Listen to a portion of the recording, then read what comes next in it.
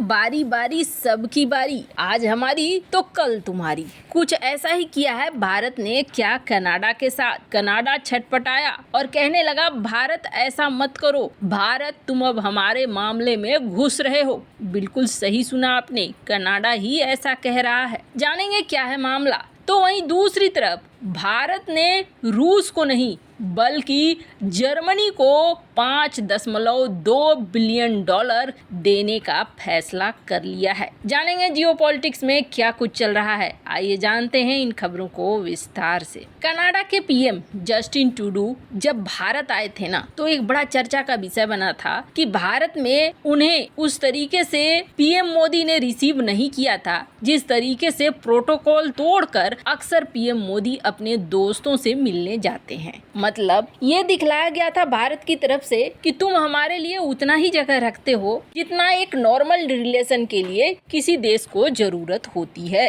तुम हमारे लिए बहुत बड़ी चीज नहीं हो। क्योंकि भारत की तरफ से खास तौर पर जो ये नई सरकार है कई बार कनाडा को कह चुकी है कि आप खालिस्तानियों के ऊपर एक्शन लो। आपके यहाँ खालिस्तानी ग्रुप बहुत ज्यादा बढ़ रहा है। आपके यहाँ रेफरेंडम हुआ, आपने रेफरेंडम को रोका नहीं। कनाडा की सरकार कहती है हाँ हम इस मामले को देख रहे हैं, लेकिन कभी भी वो एक्शन नहीं लेते हैं। क्यों नहीं लेते हैं? इसलिए नहीं लेते हैं कि कनाडा की एक बड़ी जनसंख्या सिख समुदाय की है, पंजाब से गए लोगों की है और कनाडा ये सोचता है कि इसमें से बहुत सारे ऐसे हैं जो खालिस्तानी सपोर्टर हैं, बहुत सारे ऐसे हैं जो खालिस्तानी सपोर्टर नहीं हैं, लेकिन एक बड़ी संख्या ग्रुप का ऐसा है जो खालिस्तान को सपोर्ट करता है। तो उस ग्रुप को नाराज नहीं करना चाहता है कनाडा, क्योंकि कनाडा की राजनीति में इस ग्रुप का एक बहुत बड़ा रोल है। भारत के हितों को भले नजरअंदाज कर दिया जाता है।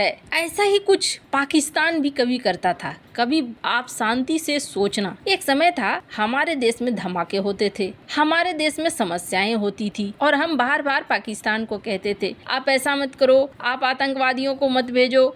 हमारे देश से रोना रोया जाता था, पूरी दुनिया को कहा जाता था देखो पाकिस्तान ऐसे कर रहा है, और दुनिया बैठकर मजे लेती थी। एक दो लाइन कह देती थी हाँ भाई पाकिस्तान थोड़ा देख लो मामले को, ये तुम दोनों का मामला है। बहुत सारे देश ऐसा कह देते थे तुम दोनों समझो। लेकिन जब ये नई सरकार आई ना, नई सरकार ने अंतर्राष्ट्रीय स्टेज पर रोना बंद कर दिया कि तुम कोई कार्रवाई करो। अभी भी अंतर्राष्ट्रीय स्तर पर मुद्दा उठाता है भारत, सच्चाई दिखाता है कि देखो पाकिस्तान कैसा है। लेकिन अब हालात थोड़े उल्टे नजर नहीं आ रहे हैं। पाकिस्तान में हर रोज धमाका हो रहा है। कभी हम डरा करते थे, लेकिन इस वक्त पाकिस्तान में धमाका हो रहा है। जिस तरीके से हमारे यहाँ अलगाववाद बढ़ रहा था, उस तरीके से अब पाकिस्तान के अंदर अलगाववाद बढ़ रहा है। और अब स्थिति ऐसी हो गई है कि पाकिस्तान इन सारी चीजों का दोष देता है भारत को। भारत का राह ये कर रहा है, भारत का राह वो कर रहा है, ये हमारे यहाँ घुसकर आतंकवादियों को ऊपर पहुंचा रहा है। हाल में तो ये आरोप लग गया कि भारत ही है जो पाकिस्तान को तोड़ने का काम कर रहा है, यहाँ के रेडिकल ग्रुप को आगे बढ़ा रहा है। खैर ये पाकिस्तान की मर्जी है वो किस पर आरोप लगाए, क्या आरोप लगाए, लेकिन जिस तरीके से पाकिस्तान ने आरोप लगाया है, अब कनाडा की तरफ से भी कुछ वैसे ही आरोप लग रहे हैं भारत के ऊपर। वैसे आपको बता दें, थोड़ा कुछ तस्वीरों को देखिए, इन तस्वीरों को देखने से आपको समझ में आएगा।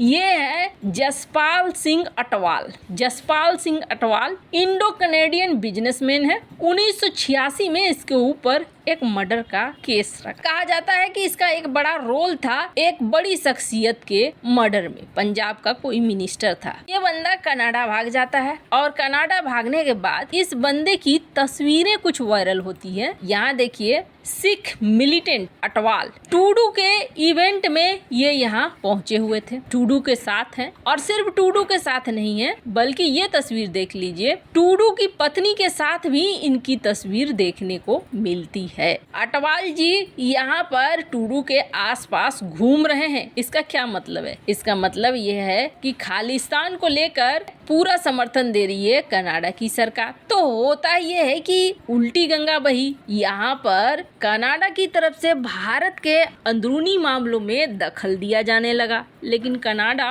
उल्टा हम पर आरोप लगाता है कि नहीं, आप हमारे घरेलू मामले में दखल दे रहे हो। और ये आरोप कौन लगा रहा है? कनाडा की न्यू डेमोक्रेटिक पार्टी, जिसके नेता है जगमीत सिंह, जिन्हें प्रो खालिस्तान कमेंट्स के लिए जाना जाता है। इनका कहना है कि भैया भारत से रिश्ता खराब कर लो, डाउनग्रेड कर लो, वहां से दूतावास खाली कर दो और ह्यूमन राइट वाले कंसर्न भी लगाओ। क्यों? क्योंकि भारत अब हमारे मामले में दखल दे रहा है, हमारे देश के मामले में दखल आ रहा है। हालांकि किस आधार पर ये चीज कही गई ये स्पष्ट नहीं किया गया, पर हाँ इतना जरूर है कि अब एक डर देखने को मिल रहा है कनाडा के अंदर भी। खैर, जहाँ एक तरफ ये सब कुछ हो रहा है तो वहीं दूसरी तरफ भारत जर्मनी को देने को तैयार है $5.2 बिलियन।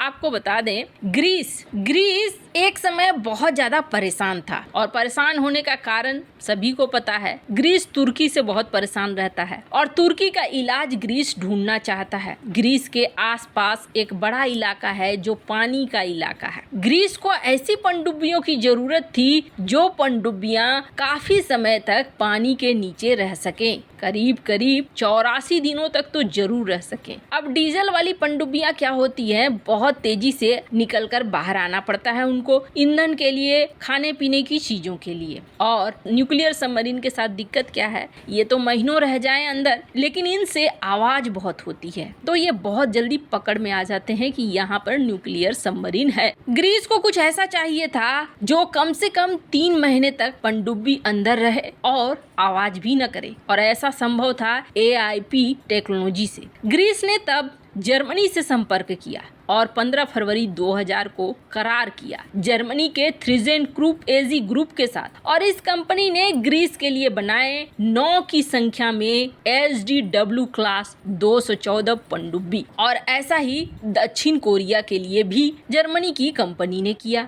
भारत प्रोजेक्ट 75I के तहत डीजल इलेक्ट्रिक पनडुब्बियां ऐसी ही मंगाना चाह रहा था। भारत ये भी कह रहा था कि इसमें AIP टेक्नोलॉजी होनी चाहिए। शुरुआती दौर में दक्षिण कोरिया, रूस और जर्मनी ने इसमें हिस्सा लिया। फिर रूस ने अपने हाथ पीछे खींच लिए और कहा कि जी नहीं, हम इस प्रोजेक्ट पर इंटरेस्ट नहीं दिखा रहे हैं, हमें कोई खास फायदा होता हुआ नजर नहीं आ रहा है। जो भारत मांग कर रहा है वो इतनी कम कीमत में देना संभव नहीं है। फ्रांस ने भी हाथ पीछे कर लिए और फ्रांस ने कहा कि नहीं, हम अभी इस टेक्नोलॉजी को नहीं दे सकते हैं, बाद बाकी हम मदद करेंगे। आपको बता दें, अब ये परियोजना भारत जर्मनी के साथ मिलकर कर रहा है और कहा जा रहा है कि 2 दिन की यात्रा पर जो जर्मनी के रक्षा मंत्री बोरिस पिस्टोरिस यहाँ पहुंचे हैं, जल्द ही दोनों के बीच साइन होगी डील, और इस डील के तहत $5.2 बिलियन जर्मनी को मिलने जा रहे हैं। वैसे ये प्रोजेक्ट भारत के लिए बहुत ज्यादा महत्वपूर्ण था। इन सब मामले में आपकी क्या राय है, कमेंट कर जरूर बताएं। जल्द मिलते हैं अगले वीडियो में नई खबर के साथ।